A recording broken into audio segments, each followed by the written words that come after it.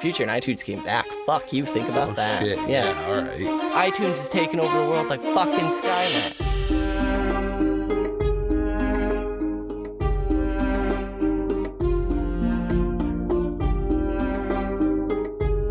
What up, and welcome to another episode of Brotherhood Without Manners, your favorite full spoiler reread podcast of George R.R. Martin's A Song of Ice and Fire series. I'm Nate, the co-host, the only one that I'm going to mention though, and we're going to just keep talking over him as he tries to make his way in, but we're not going to allow it. The cunt is back. He slipped it. Hey, I'm Zach. This is Nate, my brother. What's up, listeners? Everybody. Hi. Been a minute. It's been a little minute. We Unless needed- you're listening to this far in the future when we've already released True. all the other stuff. Binging and shit. It's unhealthy, but sure. It's the only way I consume media these days. Anyone consumes media these days, let's be real. But hello, it's been a minute. If you've been a long-time listener, you would know that there's been quite a break. You've been waiting for this episode, but we needed a break. A big break. Yeah, life stuff got in the way, lots of life stuff, and we just needed to step away from certain hobbies for a bit, but as promised, we're always going to finish the series. This one, however, has been like scheduling getting a tooth pulled. It's been just horrendous. Because trying to actually get the time together to sit down and set up and get everything good to go has been atrocious, but finally we've managed it. But of course, then we have to sit down and do the depressing shit. Yeah. So we're coming back into it. To the saddest, worst part of the Dead center of A Storm of Swords, of course, with the Starks in the end of their current line. Right. For the most This part. episode, we're reading Catelyn 6. Catty Cat 6, which is the second to last cat chapter in the book. Ooh. Yeah. Yeah, we're kind of just ping-ponging now. It's going to be Catelyn, Arya, Davos, John, something like Davos, that. Tyrion or Davos is after, yeah. Sure, but yeah, so we got some Cat Arya. We're here at the Red Wedding, motherfuckers. Which we should mention at the top of the episode, we're also reading Arya 10 Sure. this episode. Yeah, this is going to be a dual episode as Arya 10, Arya and Catelyn are... Ow, I banged my knee. Here That's we go. what you get. Welcome That's what back, you get. bitches. You asked for it. Arya is converging on the twins with the other Starks, who are also arriving at the twins for various reasons. Right. So And it's so short they're- enough of a right. chapter that we're going to just include it into this episode anyway. And that way we can start moving into the... And yeah, this one, it's a pretty depressing chapter, the funeral march chapter, basically, as we arrive at the twins. It's all led up to this. This is the foreshadowing. Right. So what happened on our last Right. episode? Last chapter, if you're reading chronologically, would have been John 6, I believe. Yeah. And John had ridden through the night after kind of betraying the wildlings and rode through Mole's Town to bring word that the wildlings are now south of the wall and north of the wall, and they're all going to be converging. And so John is tended to by Aemon medically while learning about the mutiny at Craster's Keep and death of the old bear. And he dreams... Bum, bum, bum. He dreams of Ygritte pudding as she melts and bubbles, and it's gross. Right. Weird. But we are on Catelyn 6. Last we left Cat in Cat 5. The Starks had arrived at the twins after about a year since their previous visit, in which Robb was betrothed to a Frey woman, and oh, how things have changed. Whoopsie. Robb, of course, broke that vow to the Freys by marrying a Westerling, Jane, who is left behind at River Run. As we know, it was a rough leaving. Smart move. But we left it, and we'll pick it up here as... Yeah, it's right after Cat 5 would have ended. Cat 6 picks up immediately as they're making their way to the bridge. Making my way. Whew. They've arrived at the Green Fork and the twins, and they hear it before they can see it. A great sort of growling. And of course, here we go. The growling, the lion, the foreshadowing, the doom, the gloom. It's all foreboding. This is awful. And it's very similar, of course, to the themes of seeing things for what they are, as Syrio taught Arya, who is also on her way to this very same location. Not far behind at all. And we'll see it very differently, but it is that there are lots of foreboding imagery in the weather, in the setting, in the climate, in all of it. We'll see a lot of little subtle hints here and there, just from the way people are interacting in general. Right. Cat is filled with all sorts of dread about all of this, and as they hit the river, Cat can see the huge encampment, but not make out a single banner, as they're all hanging wet and sodden in the rain, like so many drowned cats. And so, Martin's just really... Right, and he'll even hammer this home even more in that next chapter. Because, spoilers, Catelyn's body gets dumped in the fucking river, so, what? Drowned cat and all that. She immediately kind of reminds Robb to bring up guest right. Remember to ask for something to eat and some wine, even some salt to dip the bread in if you can. And Robb is like, yeah, okay, but, I'm not really depending on guest right to serve me here. He's going to be an asshole, and I'm expecting it, and I'll take it, and then we'll just push on because it's NBD.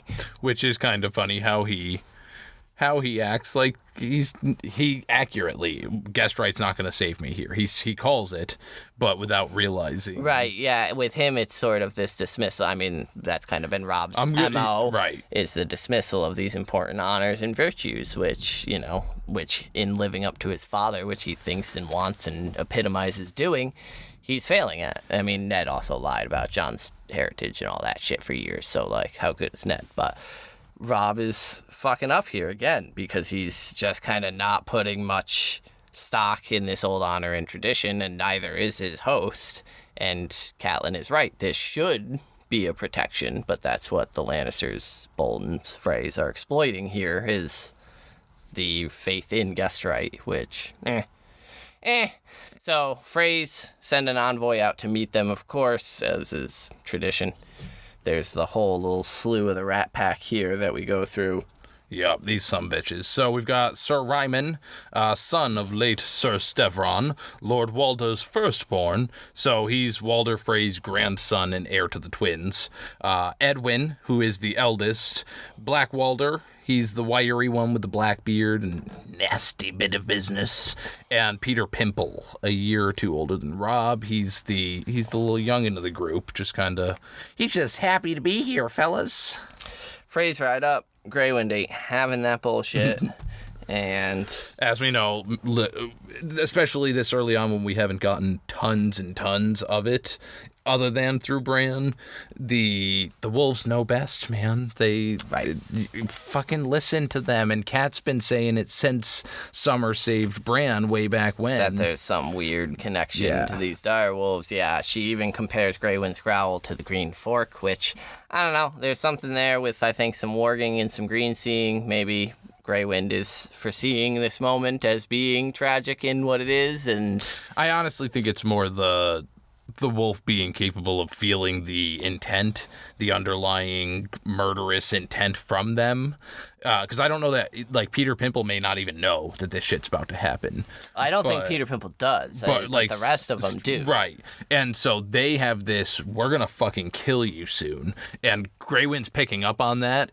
I just don't think that Robb and Grey Wind are in a connection the way that Bran is. Oh, I certainly do. I just don't think it's the same, and the fact that I think that Robb misses the... He's almost disassociating himself from Grey Wind. Right, he doesn't read it, and he doesn't read into it as much as the others have. And so he's thinking of it as, everybody hates the phrase, even Grey Wind. Because, Robb is even startled by this, because it's similar to Grey Wind just isn't listening to Robb, because Peter Pimple, gets thrown from his horse, Ryman shakes off, and Grey Wind is ignoring him just like he did when Tyrion was at Winterfell. And Grey Wind did the similar thing with Shaggy Dog, where they were fucking snapping and snarling, and it's this loss of control, but also a reflection of the emotions of, especially Robb at this point, where he's kind of shamed, So there's some going for swords from Black Walder, and Robb is like, nah, don't. And they're like, this is how you greet us. Right, this is sick your dog on us.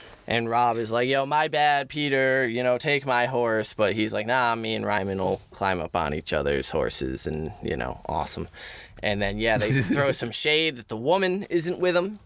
And Kat and Rob are like, yeah, she was way too weary from the journey to River Run, so she's chilling. She's just chillaxing. So they're getting safely. Yeah, right. Thankfully, she's informed of the housing. They're informed of the housing situation. Told that the Freys can't house and feed all of Rob's men, so the majority will be making camp outside the castle walls. Convenient. Whoopsie. And Edmure asks about his bride, and they begin to make their way across the bridge here. And essentially, they're like, yeah, she's waiting for you inside. She's been getting ready all day, but you'll forgive her if she seems shy. And poor Rosalind, man, this is one of the most tragic characters here at the Red some Wedding. Of the most hardcore grooming, where it's you need to marry this guy because you don't get a fucking choice. We're not even going to tell you why, and you're going to sit there upstairs letting him have his way with you while we murder everybody he loves. Slaughter his family. Everybody. Yeah. And so have fun being a distraction. Right. So, yeah, she's shy because you've told her to literally say nothing this night and just get fucked, basically. So Edmure bitches about Walder not riding out and greeting both his king and Edmure now as his liege lord since Hoster has passed. And Catelyn's wondering if this is a deliberate slight or not, even though Walder is fucking ancient and riding out in the rain at his age. Right. Pretty fucking miserable ordeal. And so at the middle of the drawbridge, they're about to cross, but Greywind loses his shit again. He doesn't want to cross that line. Rob, like at this point, all right, I'm taking my dog home. Bye. Right, he's there's something bad. Something's fishy in here. I don't like it, yeah. Lame Lothar and Walder Rivers ride up, and they're like, yeah, he's just upset about the water because, they don't like crossing it. And the master of hounds will set him right with some mutton in a nice dry place. And, like, he's not a fucking dog. See, and it's funny because Catelyn, maybe I'm misremembering it, but she praises him for good separating him away from this situation. Yeah. When no, Cat, that's exactly what they want, is to make sure that they can get it caged up and not able to aid him in any way. Yeah, because Rob tells Sir Reynold Westerling to accompany Greywind. Right, get the Westerling out of sight. He's like, he's not going to trust your master of hounds. Like, he's not a dog. And Cat's like, yeah, keep the Westerlings out of sight. Good move. But again, yeah, it's that removing Greywind from Rob's side is the point here. But they end up going inside, finding Walder Frey propped up on a high seat with a cushion, looking like a vulture, he's noted, which is just great fucking imagery, this gross prick. And the poor Eighth Lady Frey stands at his side, another young girl that this old man just... I suppose it's worth noting, vultures flock to death, and so him perched over this group who he will soon be metaphorically fucking feasting on. The feast for crows. Also present, wearing the fool's crown, and Cat can't help but wonder if it's not meant to be a mockery of Rob's. Is Aegon the Fool, also Jingle Bell, right? And Walder, of course, does not bow, talks shit about the crown being made of bronze, to which Rob answers that it's styled after the crowns of the old kings of winter, which believed that bronze and iron were stronger metals, but... Which, yes, that they are. Correct, but Frey laughs and says small good it did them when the dragons came, which pleases Aegon, which is just these snarky little fucking digs, man, it wears on you, this chapter, but Rob again reiterates that bronze and iron are stronger, though, again... proved kind of otherwise here with the Lannister gold funding all of this. The dragons coming, LOL. The dragons that paid for, get it? That's the joke. Walder makes more jokes and then sends Ben Free to go get Rosalind. He's like, yo, fetch that bitch. And then asks where Jane is. He wanted to look at her with his gross little vulture eyes that fucking... And Rob's like, I didn't want you to look at her with your gross little vulture eyes, so she's at home, bro. Snap, bitch. Chillin', watching some Netflix. Yeah, y'all, it's pretty just straightforward and miserable here. They're taking this pudding and eating it. It's that. This chapter is really the final bubbling over, because, again, next chapter is Catelyn's last chapter. Right. And so... all the foreshadowings happened. Right, Martin's just beating us over the head with it at this point. Right. Those of us who, being full spoiler, know it's coming, it's just clear as day that there's all these little punches in the face from Walder Frey, even from Catelyn and Robb, because they don't know what they're saying and what they're walking into. Right. And so we even get the invoking of Ned, dead, as Cat notes by the icy stillness in Robb's voice when talking about his wife. And then Robb basically kind of takes the apology or the insult and apologizes, but Walder begins, talking more shit, saying that young kings will always forget their vows over a pretty face and some nice tits. And then we get the Frey lineup, which I really like the language here because it's like described as a flutter of femininity, which is just like great wordplay by George. I really like that line. But yeah, they all line up and Walder does the gross fucking, You could have had any of them. Right, ew. Your pick.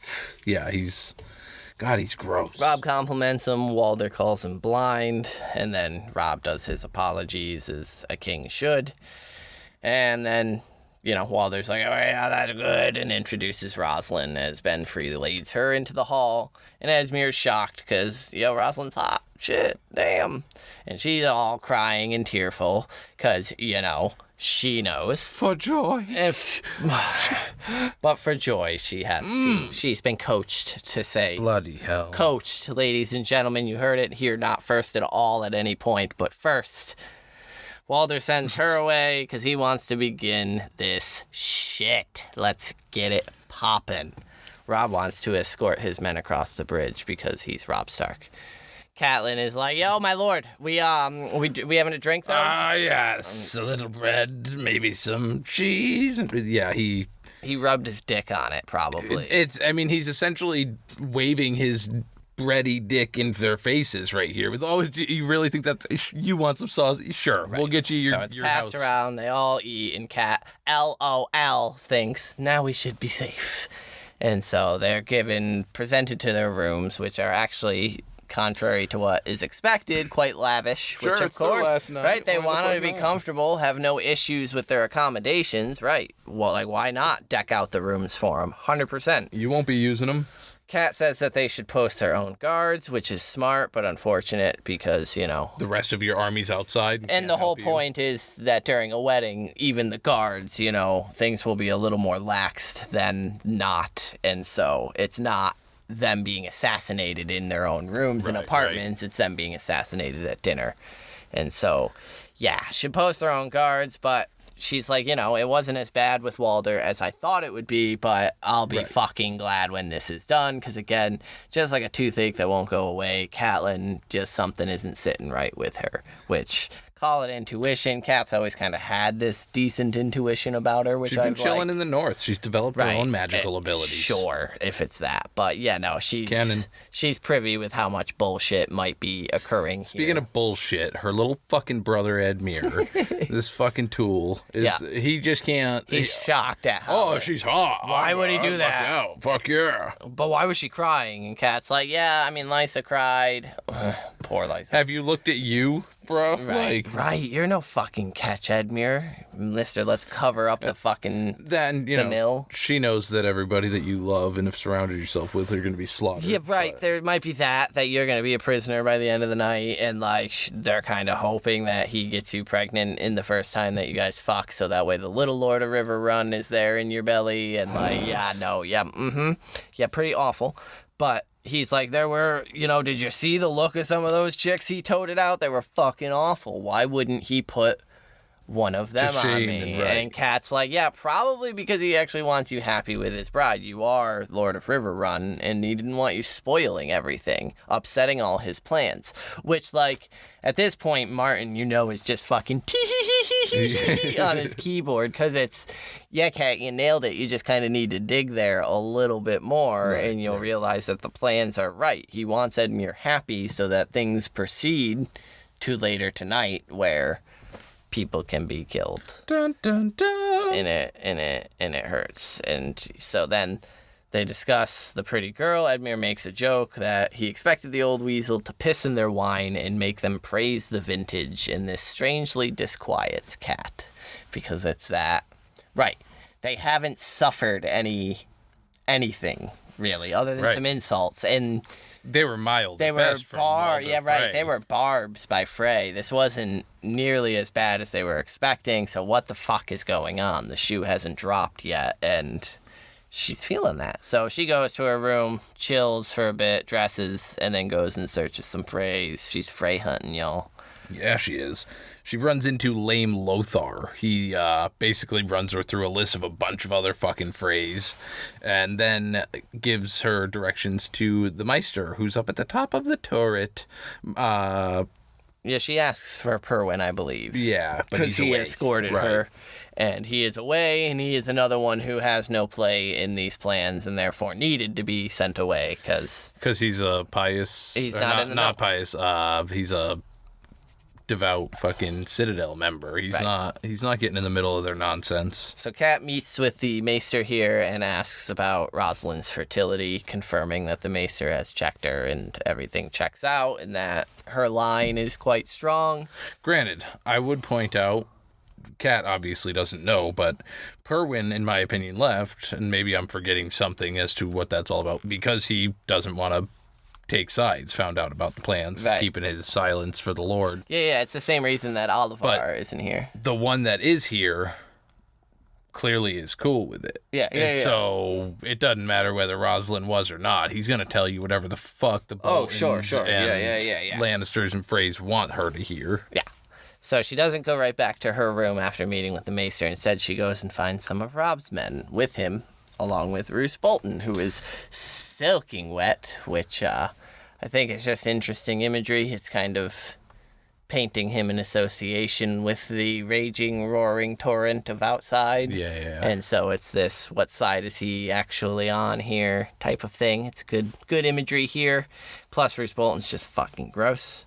And noting their faces, that they're all kind of down, she learns that Wendell Manderly's brother has been taken by the Lannister forces, and that Roose brings word that Clay Kerwin and Leopold Tallheart were slain at Winterfell. Right, which we had known for quite some time, because, the little rabbit gang there. And Bran Shaptus. Yep. Yeah. So Roose mentions that the Ironborn had burned Winterfell to the ground, and that Ramsay took some people from the Winterfell to the old Dread Forte. Yep. We're, Rest in peace, old Nan. Miss you. The rumors of Ramsay are spreading across the fucking globe. He's a monster. And Roose is like, yeah, he's kind of a dick, but, maybe his current acts will, give him some forgiveness. Or not. When all this is said and done, his grace can weigh and judge, and Ramsay will answer, I hope to have a true-born son by then anyway, so... Which... break that down, his grace, he doesn't name Robb or say the King in the North. He says his grace, which Joffrey at this point. Trueborn son, just right, cold, because that's Cat's next thought, is this is a cold man, which, yes, Cat, yes, it is. Especially considering he's so reliant on the Trueborn son when he knows that the king he's referencing is a fucking bastard. A bastard, yeah. I mean, it's playing the game, right? It's the climb to power. Cat asks about Theon, what became of Theon, and learns that Ramsay has flayed his finger, and she is offered the skin of this finger, and she wants it. Clutch this grisly trophy. Understandably. And throw it away. But yeah, and she's like, yeah, put that. Take that away, please. Let's gross. So Roose mentions that Theon is now a hostage, as he is potentially a king, and makes too good of a hostage to be killed.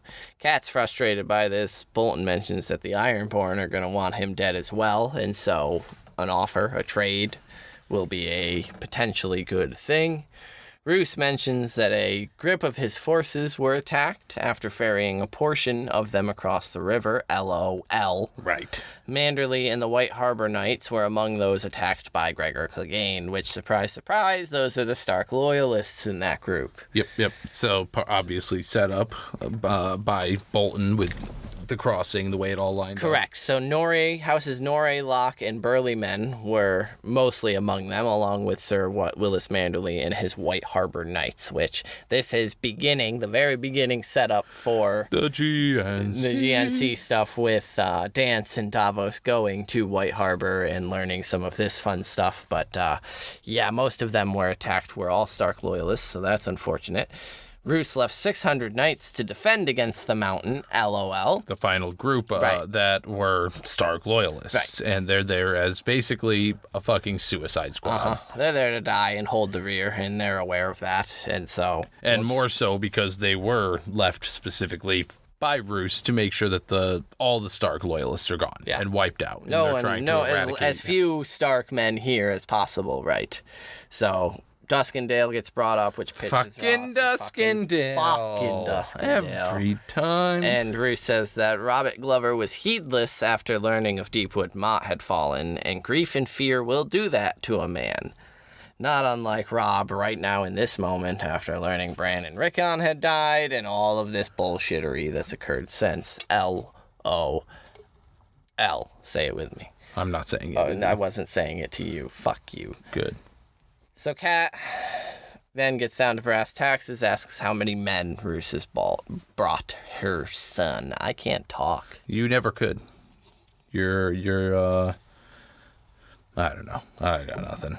Anyway. His queer, colorless eyes studied her face a moment before he answered Griff's and tells her about 3,500 men, Dreadfort men, mostly, though some Karstarks as well.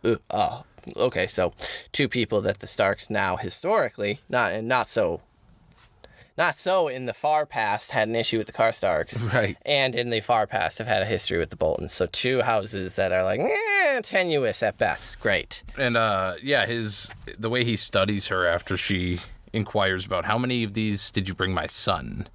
And it's... Right, he's looking at her because he's like, bitch, This is the first time he's been forced into a lie, basically. Right, yeah, right. You have to give a straight, solid answer and, basically declare how many men have you brought for Robb. And this is the first true kind of lie through his teeth of 3,500 men. And he still doesn't even commit, like, he's not like for King Robb. That's about 3,500 men. And then Robb gives him the opening to stab him in the back. Right. He's giving command of the rear guard, L. And Robb says that, as soon as this wedding is done, they mean to start for the neck as soon as possible. We're going home. Oof. Yeah, so they're taking a detour home because they're not traveling through the neck. They're not traveling Catelyn's getting a knife through the neck. And she'll get a little trip upstream. A little floating before she hits the riverbank and... So yeah, Robb is clueless. Catelyn is startled, but She's on edge and paranoid, but technically, Catelyn's been on edge and paranoid since day one. Yeah, like she's been stressing. And so usually she's the one that's closest to onto something. And so that's it. This is it. This is the last chapter where I think anything done to have prevented the Red Wedding would have occurred here. This is the last chance. Last opportunity. Right, Grey Wind is separated. Robb is cut off now. It's this isolation.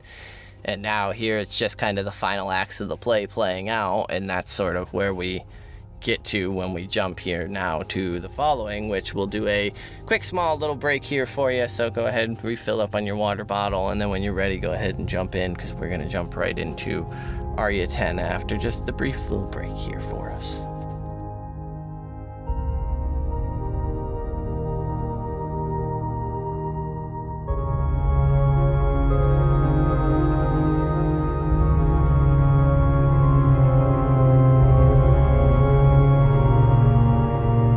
Hey yo, welcome back everybody. Hope you enjoyed the break. Not a super long one this time. Hey. I guess if you needed longer, you could just hit the pause button, though. Now you've gone and broken the fourth wall, and everything's ruined. We're literally talking to them directly. I'm talking to a microphone. Oh, my God. You're delusional, you fucking lunatic. Anyway, like we said, because Arya 6 is... It's a brief little guy. Such a little short fella. We're going to keep it shorter and merge it with the Catelyn 10 episode. I have these backwards. Cat 6, Arya 10. Excuse me. Yeah. My apologies. So yeah, we're kind of pancake piling on the heartache here. So Arya 10, last we left Arya escorted with the Houndy Hound. Her and him were making their way. She thought at first to the Blackwater Rush and was all, oh, Queen Cersei or Bran. He was like, no, fuck that noise. Stop trying to kill me like a little shithead. and I'm bringing you to the fucking twins. Not my king. And I kind of like it because it's painting Sandor as, like, the only hope he has left is maybe serving for the Starks. And if not, if things don't go that way, he'll gladly just take the gold and fuck off. But there's almost some hope of redemption for him in what's awaiting them at the Freys. Early signs at some. Oh, 100%. Yeah. Both the girls help bring that out in Sandor, and that's the whole, like, we're coming to the end of them being together here in Arya's next couple chapters, but this is one of the big parts of their, because at this point, with this occurring, Sandor has no reason, like, who the fuck is he gonna turn her into? Lysa? Like, and so, like, saving her, I think at this point is a heroic thing to do. I'm not gonna let this little girl die. Taking on responsibility for her now at this point of, like, she's got no one. It's the same thing that he did to Sansa in King's Landing during the riot. Right, and we'll learn that when Arya's leaving him for dead. He says, like, one of the things he should have done is fucking taken Sansa, like, basically saying he should have fucked her. But that's the thing, that's the guilt he's carrying, is that he left it up to Sansa, and he shouldn't have. He should have just taken her out, because what the fuck does she know? She isn't safe there, and it would have been the honorable thing to do is get her out, because she thought fucking Ser Dantos and Littlefinger Baelish were gonna fucking help her. And in this case, he can do it. He can get this Stark girl out of danger, and he does it. And so we arrive here in Arya 10 with Arya and the Hound about an hour outside of the Green Fork when they are come upon by some outriders. Accosted. Hound tells her to keep her head down and your mouth shut. And a knight and two squires approach them. Stranger is leading a wagon that is stripped, and he is also stripped of any armor or harness. The Hound is likewise disguised very simply, with only the whites of his eyes showing beneath his hood, sort of like a mad dog. Right, with Arya filling the role of his son or daughter, but most likely son, because he just gave her a haircut. Right, peasants, like a swineherd, a farmer's son. Yeah, Arya's looking rough, which, again, all her little kind of surrogate daddies, barring Syrio, give her haircuts like Yoren and now the Hound. And so, yeah, she's looking pretty rough. And the riders circle them, inspecting, and so Arya does some seeing of her own, noting the sigil, a black pitchfork on a golden bar, but she doesn't recognize it, but we know that it is House Hay. I like that. Hey. House Hay. Hell yeah. And Arya would have revealed herself if she recognized it, but does not, which is probably a good thing. For sure. She does not. Yeah, not right now, because she would, I mean, if it was... Things are too tenuous. So, there is not a single person here you can trust. Other than if she reveals herself, she's dead. Yes. So if it is or a prisoner at the best to be married off. For sure, yeah. No, she's getting the Jane Poole treatment. Because if it's somebody from her house... or one of her bannermen. She's being brought in. They're going to be brought in to present to Robb and to Kat. And now she's there bad in news with Robb and Kat. Right, correct. Or it's going to be someone in serving to the Boltons and Freys, knowing what's going Lannisters, on. And now she ends up Cha-ching. in the hands of the enemy. Look at what just dropped into my fucking lap. This was the only option here for survival. Riddled. Like, imagine if she did. Just, how am I a Stark? Like, fuck. Holy fucking shit, we got Arya Stark. And it's just so tragic because it's that she doesn't recognize, and how would she recognize it as that yet? But she at least has the wherewithal to not. And so Knight asks their business here. Clegane answers, Saltborg for the feast.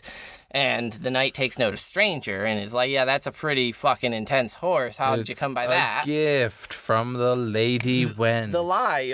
One, it shows the Hound is a little bit out of touch because we know that Lady Wen has been run off from Harrenhal and that is no longer in her control. But, it works, this lie, because he's like, some people just never fucking learn.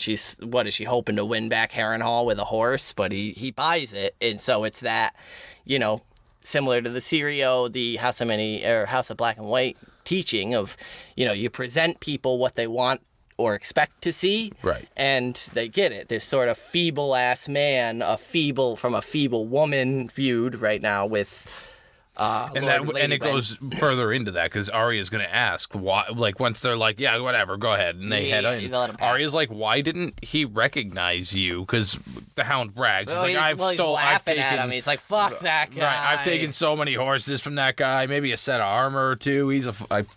Almost killed him in a melee once. Sir Donald Hay, as he names him. Right. And Arya's like, yo, then if you've done all that, why didn't he recognize? And he says, because they see what they want to see. It's beneath him to look twice at a peasant. A poxy peasant. And so if I act like a peasant, he isn't going to even look at me. He's more apt to look at my horse. Another crucial lesson for Arya: keep your eyes down, tone respectful, and say sir a lot, and most knights won't even see you. And again, these crucial fucking lessons for Arya, goddamn ghost of everything Stark, who, come the long night, is gonna be listening more than seeing and stealthing her way around when there's the dead shuffling around and shit. And this is one of those major things for her and what she wants to do with her stealth assassinations. The knights. Right. Knights hold themselves above everyone. So if you play the role correctly, you can get in almost anywhere, even in a fucking assassination, like a genocide, not genocide, but a wiping out of a house. Attempted. You can get in still by playing this part. Yeah, and I mean, again, she's obviously, we always discuss the many roles of Arya, and her playing farm boy here now is one more persona. One more persona. Sort of the Hound's kid here, actually, which she hates. But I like how similar though it is because she utilizes this sir and bending a knight to her will in the Mercy. Holy shit, Mercy. Yeah, I forgot the and spitefully, because she is still the little girl that we all love, thinks, well, he would have known your burnt-ass ugly face, though. Those scars can't be hidden, nor would the dog head's helm help, which is buried, tucked in the wane. And, the Hound helm representing the sort of dark side of Sandor Clegane, this monster that, the helmet gets passed around and other deeds get associated with it. Which is one of the roles that he takes on. Right. It's just interesting that his ugliness is kind of hidden in the back of this cart, and we're riding up on such an ugly situation where the Hound's helm would fit right in here. This is a scene of slaughter that they're riding up to, which the Hound's helm is greatly associated with. The salt pans get levied against the Hound's helm so often coming up here in feasts. It's these brutal massacres that occur that he is riding up to, with kind of him shunning off this identity at the current moment, trying to strip it, and actually having a heroic moment instead of joining the bloodshed. So it's just really fucking interesting that it's noted that that's tucked in the back with the pickled pig's feet and such, which is why they needed the Wayne in the first place, because the Hound is not being brought to Robb Stark in fucking chains, and he refuses to cut his way through Robb's men. He's learning. Right. So he says, we play a little game. Which, all the different things that the Game of Thrones that he doesn't play, but this is where, when you're not going for the throne itself, this is how the smaller. Well, right. I mean, they're getting caught up in a power play for the Game of Thrones right now, and then right here soon, Arya is going to be going off to play the Game of Lies. And that's what I was going to go to next, is the Game of Lies. Right. And so and that's all this is, right? You're playing a role right here to get where you want to get, and it's working, yeah. So we learned the Hound had taken a farmer at Sword Point on the King's Road to earn this disguise of theirs, taking the man's boots before running him off, reminding him that he's lucky to have kept his legs because, it's the Hound and he's still scary. And they're still making their way as evening falls, and so Arya knows she should be excited. She's almost there, but her stomach is in knots. So go with me on this. Right here, we get sketchy. So I mentioned at the start of the Catelyn chapter how much these two chapters mirror themselves. Upon Arya's arrival here, it's going to be very similar in what just occurred in the previous chapter. Sure. Grey Wind is... Mother? What a twat. Work phone, Sorry. Can't escape it, won't escape it. Good gracious Capitalism, we love it. Anyway, if the dire wolves are connected in some kind of whatever spirit. The overall... She's feeling this anxiety and tension potentially through... Grey Wind. Yeah. And Nymeria, who's in the area, who has seen the troops marching, and 100%. And so I feel like because of the proximity of all of that, she's feeling it because they're going through it right now. So we'll pull out here. We, during our break, did not at all for any reason stop reading any of the correspondence we got from all of you. And in some of that, we... a couple questions about Arya got mentioned, one of which was about her warging ability. And so, we'll talk about that here a little bit. Arya, I definitely believe, is one of the strongest untrained wargs. She is in Nymeria more often than she believes or knows and is consciously aware. And so, that's this subconscious anxiety. The wolves know some shit. She is tuned into that shit, and it's like, something's going on. And then there's also the tragic, she's a fucking 8-year-old girl here. I can't recall her exact age, right? 10. And she has this fear that her mother and brother won't want her, and there's just that humanity to it as well. And besides all the mystical northern magic shit and faceless man shit. She is a little girl who has been torn from her family, traveled through worn-torn land, seen brutal shit, had brutal shit happen in front of her, has had to do brutal shit, and is now fearful that the people she loves and wants to see more than anything on Westeros don't want her or won't accept her or won't buy her back. And so it's that fear as well that she doesn't want to acknowledge. And so it notes that last night she'd had a bad dream, a terrible dream. She can't recall what she dreamed, yet the awful feeling lingered. If anything, it got stronger. So yes, I believe Arya was having a green dream and was probably seeing some of the omens pointing to something like this occurring. If not, warging in the area and sort of learning bits of movements of soldiers and just all sorts of high-level anxieties. So fear cuts deeper than swords. She had to be strong now, like her father told her. Well, since your mother's going to be joining your father soon, you're definitely going to need to be strong. So we get the sort of crossing of the Rubicon here with the... There's nothing between her now and between her and her mother now but a castle gate, a river, and an army. But it's Rob's army, so there's no danger. Right, and again, this is that Martin slapping us in the face right before he's about to just slaughter everybody. It's everything you want is right there. And she thinks that Roose Bolton is one of those men, though, the Leech Lord, and that she had fled Harrenhal to get away from him as much as she had to get away from the Bloody Mummers. She'd even killed one of his guards to do so. She's got a feeling about him, because she was skirting right around the planning of this Red Wedding. So she was right there. Shit, her next thing is, what would he do if he saw her? He probably wouldn't even know her. She looked more like a drowned rat these days. A drowned boy rat, with her cut hair, which the Hound had butchered 2 days ago. She thinks Rob and Mother probably wouldn't recognize her either. The last they saw her was the day Lord Eddard Stark had left Winterfell. So, what would he do if he saw her? He probably wouldn't even know her. Do you think Arya's going to get to kill Roose?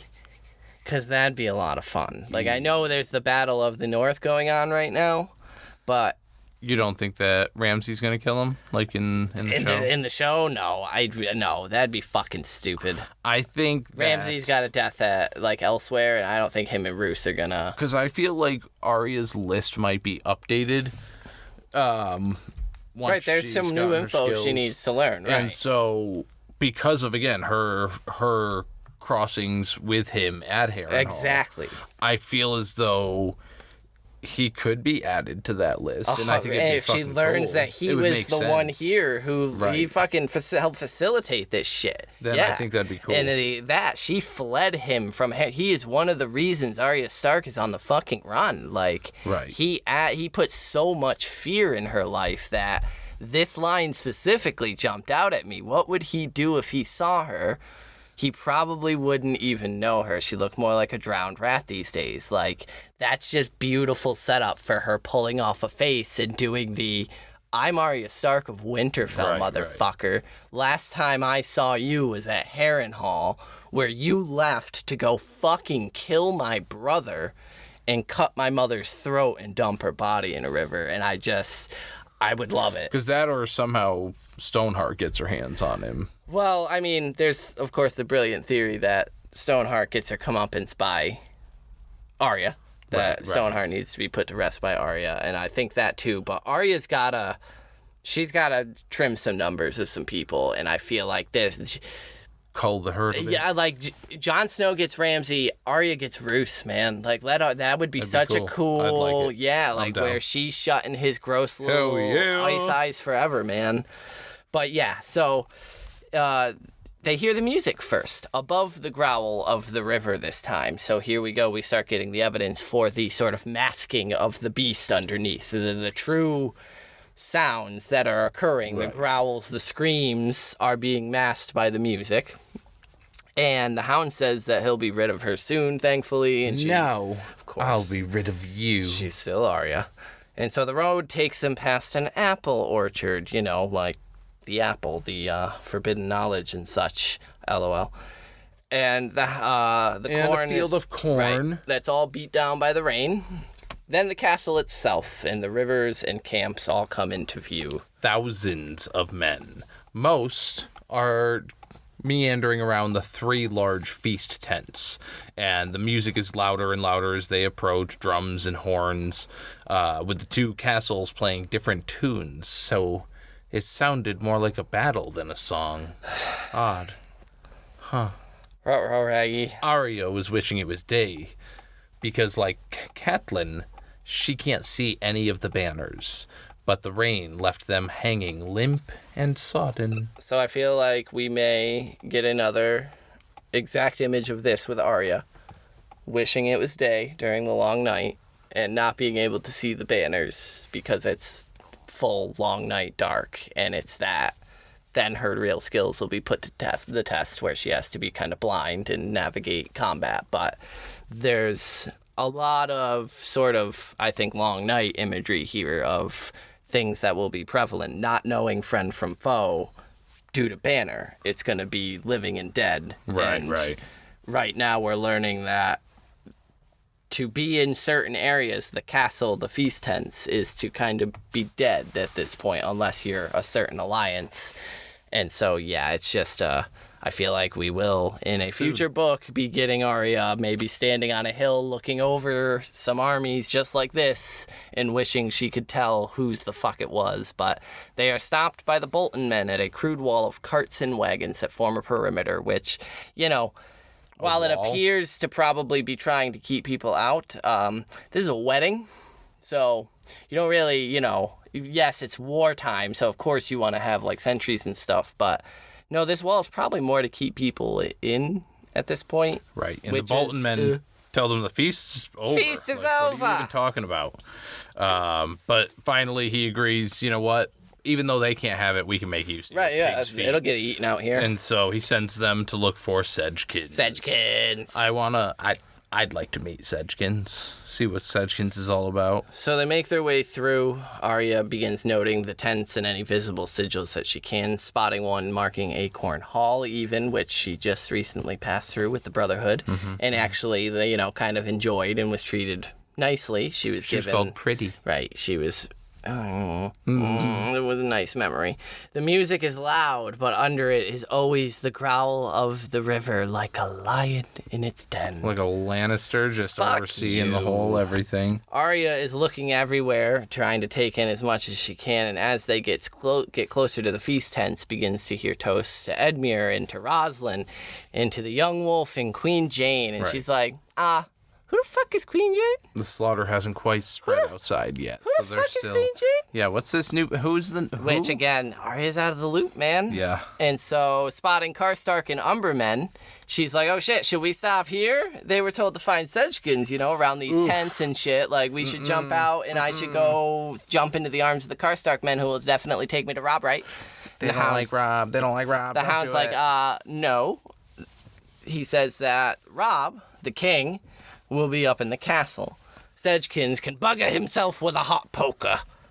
It's your bloody brother I want. Which, of course, George has to sprinkle in the language that Robb Stark's gonna be dead soon, y'all. So Arya and the Hound are like, you know, what you think, like 1,000 feet? 1,000 feet? Maybe a couple thousand feet? Yeah, a couple thousand feet. Like a couple thousand. 1,800 feet away from Mom and Bro. Right there, man. And that's the end of Arya 10, y'all. And then the slaughter starts, and that's the next cat one, which is Catelyn 7. Yeah. And then we're right into Arya 11. Catelyn's final chapter of the series. So. And yeah, straight into Arya 11. Arya 11. And that'll wrap up the Red Wedding. And then we're through it, y'all. So we're almost there. We haven't decided yet to be TBD on whether or not the next Catelyn Arya chunk will be a chunker or two separate. We'll break that down as we note them. And so look out for those. But yeah, we're here. The Stark lineage is going to fall on the final couple of siblings here as Robb and Catelyn have made their final mistakes. And the chickens have come home to roost. They sure have. Roose. Get it? Yeah, like, I got it. Like Roose Bolton. Got it. Yeah. Yep. Roosted. Bolton. The direwolves are roosting. Do direwolves roost? No. Maybe. I'm not familiar. Anyway, we're changing up the formula a little bit, so no more. We're not really doing the inductee we're not system going anymore. into small council anymore. And yeah, so the small council doesn't really exist. If you would like to perhaps send in your thoughts on these chapters, the Red Wedding as a whole, or the upcoming chapters, which if it's interesting or intriguing, or you pose a question, perhaps we'll read it here at the end segment, next episode or two. But you can do that at our email. Without Manners, Brotherhood@gmail.com. But otherwise, in this sort of new updating of the podcast, we've decided that that's the only social media that we have the time and/or /mental capacity to maintain. Twitter/X is a fucking mess, and we would rather not. The Instagram is just too much to maintain, and Facebook is dying and has been. So if you would like to reach us, you can email us. Otherwise, please just leave us a review on whichever platform. And rate the podcast. Review, you can find us on Spotify, iTunes, anywhere you're listening. It's Apple Podcasts. Apple Podcasts. That was from like 7 years ago. Shit. 10 years ago. Like, get with the fucking times, There's boomer. some people who binge. They haven't even taken a fucking break. So like maybe there's time travelers who are also listening, and iTunes came. Maybe it's even in the future, and iTunes came back. Fuck you. Think about that. Shit. Yeah. All right. We'll leave you with that. iTunes is taking over the world like fucking Skynet. Follow the Harris. Peace.